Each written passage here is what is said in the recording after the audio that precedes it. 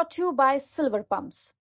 Top quality और consistent performance के लिए सिर्फ सिल्वर पंप्स नाम याद रखना। सेकुलर पार्टियों के लीडरान तक अपनी बातें रखी, लेकिन कल रात पार्लियामेंट में सब के सब नंगे हो गए। ये गुलाम रसूल बलियावी हैं, जो जेडीयू के कोटे से पूर्व एमएलसी रह चुके हैं, लेकिन अब सवाल जेडीयू पर ही उठा रहे हैं। वक्फ संशोधन बिल को लेकर अब जनता दल यूनाइटेड में घमासान मच गया है। संसद में वक्फ बिल का समर्थन करने पर नीतीश कुमार की पार्टी में ही विरोध के स्वर उठने लगे हैं।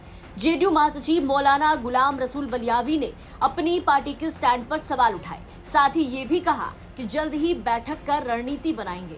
31 पेज का सुझाव इदारे शरिया ने जेपीसी को भी दिया था, बिहार के वजीर आला मुहतरम जनाब नीतीश कुमार साहब को भी दिया था, चंद्रबाबू नायडू को भी भेजा था और जेपीसी के मेंबरान को भी भेजा था।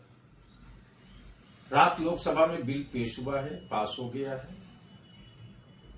अब उसमें पूरी बिल की कॉपी नहीं आई है, सामने आ जाए, इसलिए जज्बात से अपने को थोड़ा संजीदा बनाइए और वाल पे लिखने से बेहतर है दिमाग से काम लीजिए। वक्फ बिल पर जेडीयू के अंदर मची इस घमासान पर यह कहा जा रहा है कि पार्टी के मुस्लिम नेता बड़ा फैसला ले सकते हैं, लेकिन वहीं पार्टी कार्यकारी अध्यक्ष संजय झा ने साफ कर दिया है कि बिल पर चर्चा के बाद सारे भ्रम दूर कर दिए गए हैं। देखिए, कल के डिबेट के बाद जो भी थोड़ी बहुत भ्रम की स्थिति थी, बिल्कुल स्पष्ट हो गया। गृह मंत्री अमित शाह जी के भाषण के बाद जो लोग भ्रम फैला रहे थे, वो स्थिति बिल्कुल साफ हो गई और लोगों को पता है कि कुछ लोग भ्रम फैला करके, भावना भड़का करके वोट लेने के कारण मुसलमानों में कंफ्यूजन कर रहे थे और कुछ लोग इसको कब्जा करके बैठे हुए थे, इस प्रॉपर्टी को। बिहार में सबसे बड़ा पॉपुलेशन है पसमानदा मुसलमान का। हमारे पास तो कास्ट सर्वे है ना भाई, जातीय गणना है बिहार में। सबसे बड़ा पॉपुलेशन बिहार में वो पसमानदा मुसलमान का है और उनको रिप्रेजेंटेशन नहीं था। अब जो नरेंद्र मोदी जी ने लाया है, कि सरकार ने लाया है, अब पसमानदा मुसलमान कौन है?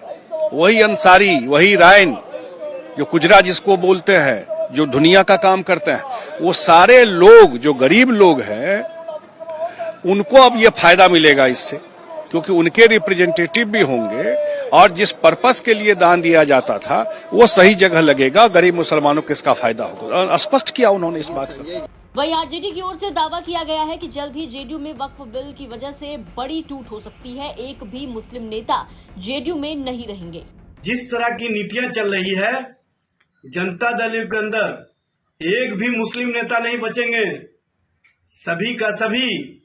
चूंकि जिस तरह से मुसलमानों के हितों के खिलाफ जाकर के, जिस तरह से वक्फ अमेंडमेंट एक्ट पर भारतीय जनता पार्टी की नीतियों के साथ खड़े होकर के जनता दलियों ने वोटिंग किया है और जनता दलियों के नेताओं का भाषण जिस तरह से सामने आया है, यह स्पष्ट करता है कि उनका विचार, उनकी सोच पूरी तरह से बेनकाब हो गई और वो पूरी तरह से हमाम में नंगे हो गए।